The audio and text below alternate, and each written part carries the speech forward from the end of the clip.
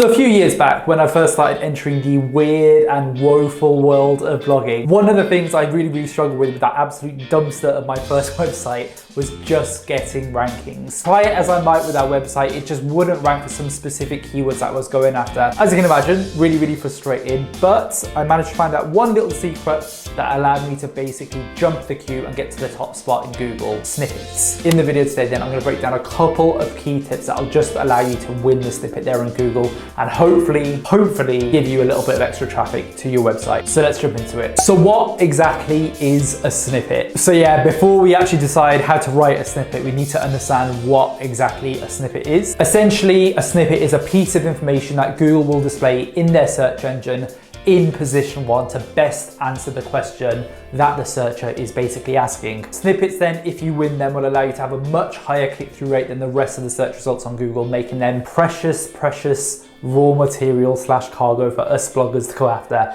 That was a really weird analogy, but I have no idea what I'm talking about. So how do you write the perfect snippet? So having experimented loads in writing snippets, having failed a bunch and having succeeded quite a fair bit there as well, I found that the best way to actually win the snippet and write the snippet is just to answer the main question that the searcher is asking and go after the searcher intent. You want to make sure that this is done in the most clear, concise, and most importantly, factual way, using quite a formal tone of voice there as well. So what the hell do I mean by this? Well, let's say you're writing a blog post on what age cats need to start eating senior cat food. If you were to write a snippet that would say something like, cats like eating fish, chicken, and milk. They should eat this even when they get old. Would that be ideal? No. What are you thinking? No. Why? Well, number one, it doesn't really answer the question. The question is about age and we started talking about food, which doesn't really make that much sense. And number two, it's not really going into information as to where this information was obtained from. There's no real facts in there or any of those kinds of things either. Instead then, try to think what the person typing this into Google is actually wanting to find out and the most important information that they're trying to find out. People searching this on Google don't give two damns about what your cat's eating and care much more about the age for this particular query. Instead then, the post that is actually ranking number one for this search term has done a really good job actually of already writing the snippet, highlighting typical age ranges and where they got this information from there as well. So how long should a snippet be? Well, now we know roughly speaking how to write a good snippet. What's the perfect length for it? In my experience, writing a snippet that's too long is almost just as bad as writing a snippet that is too short and doesn't really cover the answer there either. As such then, aim for your snippet to be a minimum of 150 characters and no larger than 300 characters there either. I typically find that the sweet spot is usually in that 170 to 185 characters all the way up to that 200 character mark. So that's kind of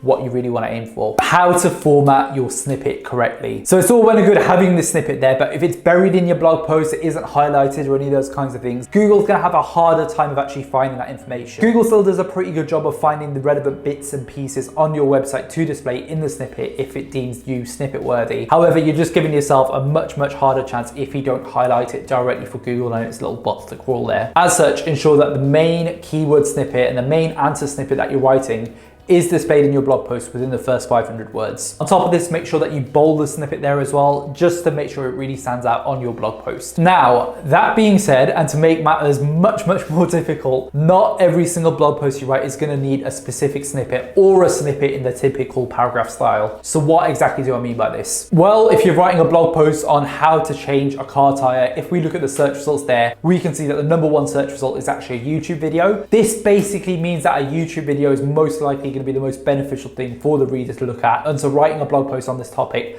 probably wouldn't be the best thing to do because all the search results that are ranking are basically videos. Now, another major alternative to this is if you were to search for the keyword, what are the best vitamins to take? Looking at the number one search result there, we can see an actual list of different vitamins instead of the typical paragraph snippet that we would basically set up ourselves. In this scenario, go through your blog post and add H2 tags to all of the subheadings that answers the basic question that the searcher is looking for. Similar to what the number one blog post has done here by going through, adding a H2 tag and basically going into a little bit more information on each of those different ones there. If you are struggling with what the best format for your snippet should be, just make it easy on yourself. Look at what's already ranking for the snippet. If it's a paragraph snippet, go with a paragraph. If it's a list, go with a list. If it's a video, you're probably best not writing that blog post. Definitely hate blogging sometimes. Reread your snippet. So one of the most important things I think when it comes to writing snippets and blog posts in general is just when you're ready to hit publish, make sure you reread the snippet and reread the information that you've written in there. Why? Well, I can honestly say in pretty much most of my blog posts that I've written, I've gone back, reread the snippet and actually updated it just to make it a little bit more stronger in the eyes of Google. You'll usually find that there's a better way of answering the searcher's intent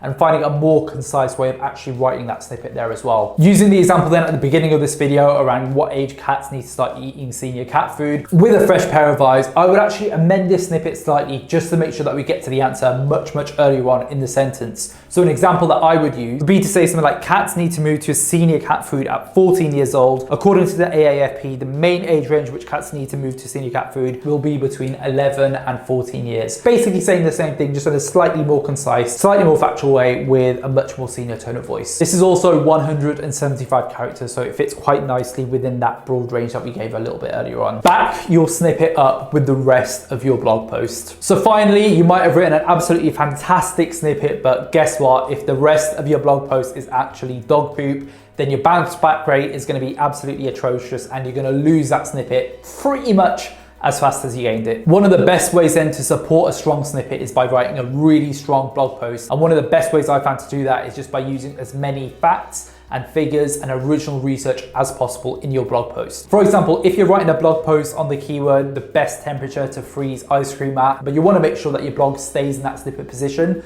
in your blog post, go into a lot of detail around different ice creams, what the ideal temperature is for those different ice creams, maybe reach out to 20 or 30 different manufacturers, put all that information on the table to make it as strong a post as possible and something that your competitors aren't doing, and I'll guarantee that you'll be on that snippet position for a very long time. So yeah, sales family, this video actually went on for a lot longer than I thought it would. I thought it'd be like a very quick and easy one, but I guess there's quite a bit more to snippets than we originally thought. But as always, if you are interested in more videos around, blogging, side hustles, personal development, sales, YouTube, anything basically business and making money online related, absolutely smash the like and subscribe button, as it really genuinely does help out the channel. And until next time, I'm wishing you the best of luck with your side hustles, the best of luck with your blogs, and I'll leave you to it. All the best, gang. Have a good one. Bye for now.